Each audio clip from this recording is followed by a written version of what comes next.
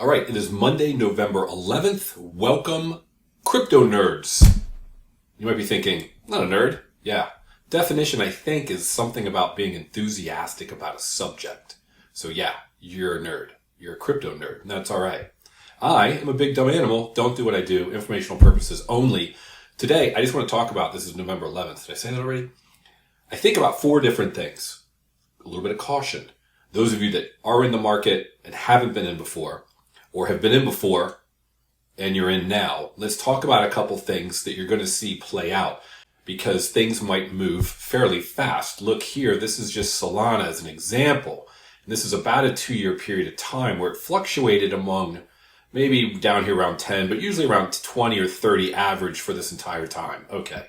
And then as you can see, it rocketed up till this summer, boring sideways, and now it's starting to move again. The entire market is starting to move. Bitcoin's starting to move. You're going to see all kinds of videos.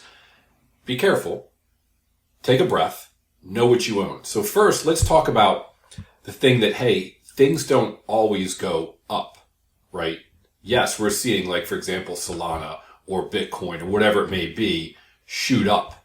But, of course, they're going to come down and test. And over time, not everything goes completely up. So don't look at your portfolio like after this weekend and you see, wow, everything's up. And then all of a sudden it starts coming down and you freak out and just sell everything.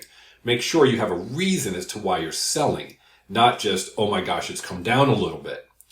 Second thing, and also know that generally speaking, from my experience, and maybe this is just anecdotal, but I always feel like things go down faster than they go up. So when things start moving, I make sure I have my reasons and my metrics as to why and when I'm going to sell, and I try to stick to them. The second thing I think is very important is that not all things move at the same time. So, everyone's saying that, hey, Bitcoin is going to move first. You're going to get, like, we had this Bitcoin shoot up. This is Bitcoin dominance. And it dropped significantly. It went back up. But over time, Bitcoin dominance has been going up because Bitcoin is a larger percentage market cap wise of the total market. Last time it was actually higher than this. There you go. Last time it was way up here in terms of dominance. So we've got Bitcoin moving. We have other things moving. But theoretically, from what has happened in the past, for example, you're going to look at the total market itself, but look at the category of your coins. So if you look at your portfolio and you say, oh, I have these DeFi coins and they're going down by 2%, or they're moving sideways, or they're up by 2%. Meanwhile, my layer ones are going up by 5 and 10 and 15%. I guess I shouldn't have had any money in DeFi. I need to sell all that and move it into layer ones. Well, the layer ones are already moving. And odds are, but you have to check that they might be moving at different times, those categories. So you go into like CoinGecko and you look at a category. This is a DeFi category.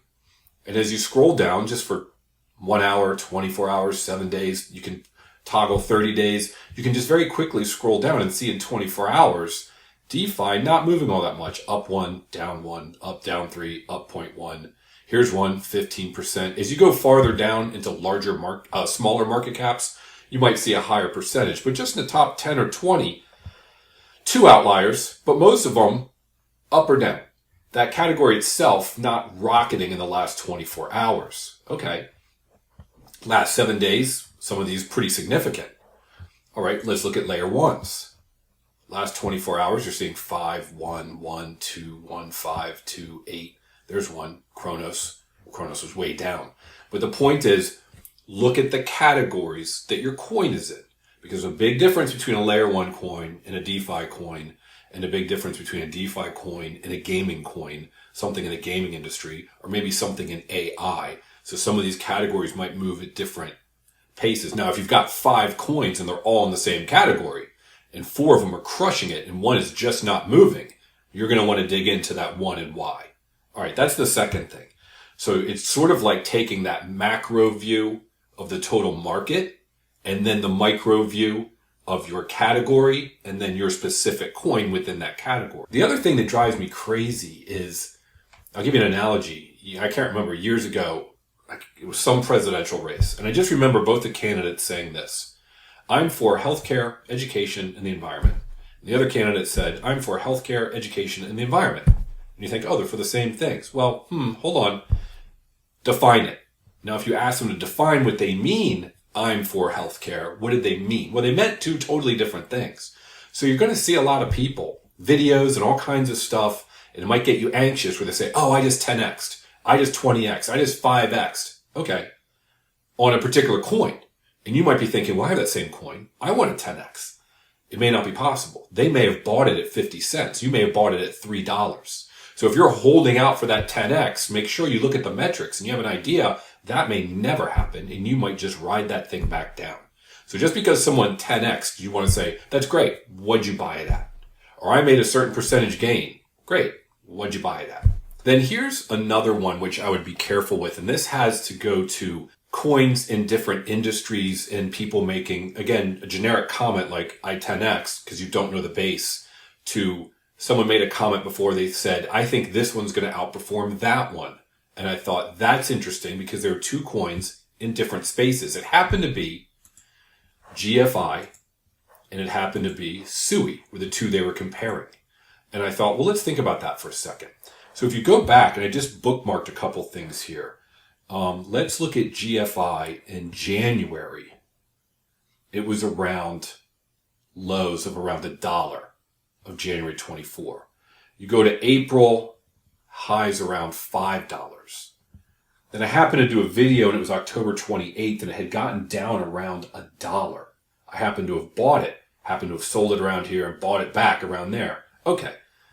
So we've got 3 January, February, and this October one of $1, $5, and $1. All right. Today it's almost $2. All right. Hold that for a second. SUI, same thing. If we go back to around January, we're at around, I think it was 75 cents around the January time frame. Yeah, around 75 cents. April was around, let's say, $2, generally speaking. And that October 28th happened to be, I think it was around $1.75. So those are 75 cents, $2, $1.75. Today, it's around $3.20. All right. So if you had gotten GFI around $1 and it's around $2 today, that's a 2x. If you had gotten it $5, well, you're underwater.